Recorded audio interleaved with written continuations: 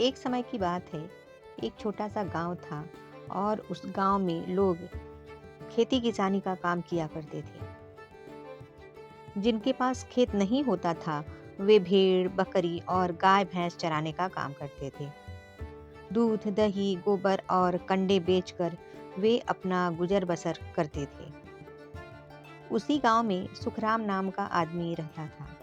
उसकी पत्नी का नाम सुखिया था। उसके पास खेत नहीं था। उसके पास बहुत सारी बकरियां थीं। वह हर दिन उन्हें जंगलों में ले जाकर चराया करता था और शाम हो जाने पर अपने गांव लौट आता था। बकरियां जंगल में जाकर हरे हरे पत्ते और घास को खाकर उछल कूद करते हुए घर को लौट आती थीं।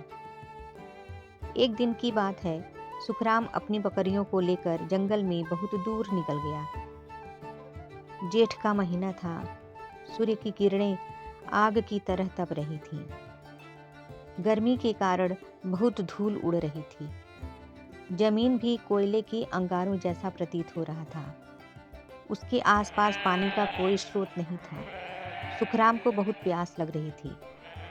सुखराम प्यास के कारण वहीं एक पेड़ के नीचे तड़पने लगा। बकरियां उसी के आसपास फैलकर चरने लगीं। कुछ समय पश्चात भगवान भोलेनाथ वहां पर आए और उन्होंने सुखराम को प्यास से तड़पते हुए देखा। भगवान श्री भोलेनाथ ने एक ऋषि का वेश धारण किया था और अपने हाथ में कमंडल में पानी लेकर उसके पास पहुंच गए। ऋषि के भेष में भगवान भोलेनाथ ने सुखराम से पूछा। सुखराम, तुम क्यों तड़प रहे हो? सुखराम ने उत्तर दिया। क्या बताऊं महाराज, प्यास के मारे मेरे प्राण निकल रहे हैं। भगवान शंकर को उस पर दया आ गई। उन्होंने अपनी कमंडल का पानी सुखराम को पीने के लिए दिया और अपने थैले से कुछ फल निकालकर सुखराम को खाने के लिए दे दिया। सुखराम ने कुछ फल खाया और पानी पिया। सुखराम का मन शांत हुआ और उसने बचे हुए फल अपनी पोटली में रख लिए। दिन भर में थका हुआ सुखराम शाम होने पर घर को लौटने लगा। घर लौटने पर उसने अपनी पत्नी सुखिया से बातचीत की और बचे हुए फल रसोई घर के पाट के ऊपर रख दिए। रात में खाना खाने के बाद वे लोग सो गए। सुबह अगले दिन मुर्गे की बांग के साथ उनका नींद खुल गया। हाथ मुंह धोकर सुखराम रसोई घर में गया और पाट में रखे हुए फल को देखा। फल को देखकर वह सन्न रह गया। साधु के दिए हुए फल सोने के बन गए थे। सुखराम उस फल को चुपचाप कपड़े में लपेटकर और बकरियों को लेकर जंगल की ओर चला गया।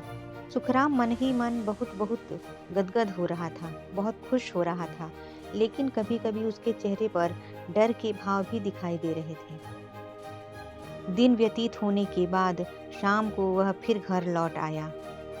उसके बाद खाना खाकर सो गया, लेकिन रात से नींद नहीं आई। दूसरे दिन सुबह ही वह उठ गया और अपनी पत्नी को कहा कि आज मुझे शहर में कुछ काम है। मैं आज जंगल में बकरी चराने नहीं जाऊंगा। आज तुम चली जाना। सुखिया ने जल्दी जल्दी घर का काम किया, खाना खाया और बकरियों को लेकर जंगल की ओर निकल गई। सुखराम भी अपनी पोटली पकड़कर शहर की ओर चला गया। शहर में पहुंचने के बाद सुखराम जल्दी जल्दी एक सुनार के दुकान पर पहुंचा और उसने अपनी पोटली से एक सोने का फल निकालते हुए सुनार को दे दिया। सुनार चमचमाते सोने के फल को देखकर चकित रह गया। उसके मन में लालच आने लगा। उसने पूछा। इसे तौलना है क्या? सुखराम ने झट से कहा। हाँ भैया, इसे जल्दी से तौल दो और मुझे पैसा दे दो। सुनार ने सोने के फल को तराजू पर रखा और उसे रुपयों की गड्डी थमा दी। सुखराम ने कुछ भी सवाल जवाब नहीं किया। इतने सोने की कम भाव देकर सुनार बहुत खुश हुआ और उसने सुखराम को कहा कि मेरे पास दोबारा जरूर आना। मैं पूरे शहर में तुमको सबसे अच्छा भाव दूंगा। सुखराम ने घर आकर सारी बात अपनी पत्नी सुखिया को बताई और रुपयों की गड्डी उसके हाथों पर रख दी।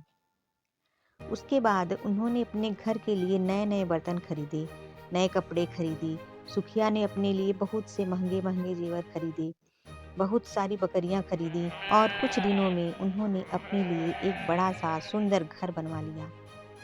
उनकी उस अमीरी को देखकर गांव में चर्चा होने लगी कि यह लोग कुछ ही दिनों में इतने अमीर कैसे हो गए। दोनों बहुत भोले थे। उन्होंने लोगों के बार-बार पूछने पर बता दिया तथा अपनी सच्चाई को साबित करने के लिए वह सोने का फल भी लोगों को दिखा दिया। एक दिन उनके घर पर 4 लोग आए और उन्होंने कहा, हमने आपके बारे में बहुत कुछ सुना है। क्या आप लोग सच बोल रहे हैं? हम वो सोने का फल देखना चाहते हैं। क्या आप जो कह रहे हैं वह वाकई में सच है?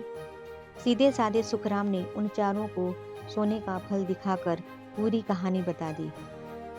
उसी रात को उनके घर में चोर घुस आए। उन्होंने सुखराम के सोने के फल को चुरा लिया, लेकिन खटपट की आवाज होने पर सुखराम की नींद खुल गई और उन्होंने उन चोरों को पहचान लिया कि यह वही लोग हैं जो सुबह फल के बारे में पूछने के लिए आए थे। गांव में सुखराम के घर चोरी होने का हल्ला मच गया था। सुखराम सुबह सुबह ही पंचायत में पहुंच गया और उसने सारी बात बता दी। पंचायत ने उन चारों लोगों को बुलाया और पूछा कि क्या तुमने सुखराम के सोने का फल चुराया है? उन लोगों ने चोरी करने की बात स्वीकार नहीं की, लेकिन पंचों के धमकाने के बाद वे डर गए और उन्होंने चोरी करने की सारी बात पंचायत के सामने कबूल कर ली। चोरों को चोरी किया हुआ फल लाने के लिए कहा गया।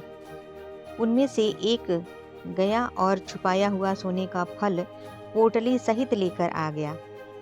पंचों ने उस पोटली को खोल के देखा तो उसमें कच्चे फल थे। यह देखकर सभी आश्चर्यचकित हो गए। उन फलों को सुखराम को वापस कर दिया गया और चोरों को गांव से बाहर निकाल दिया गया। सुखराम वह फल लेकर निराश हुआ। उसने वह फल वापस रसोई घर के पाट के ऊपर रख दिया, लेकिन यह क्या, वह फल फिर से चमचमाते हुए सोने के फल में बदल गया। यह देखकर सुखराम और सुखिया बहुत खुश हुए और खुशी से नाचने लगे और खुशी खुशी अपने जीवन को व्यतीत करने लगे।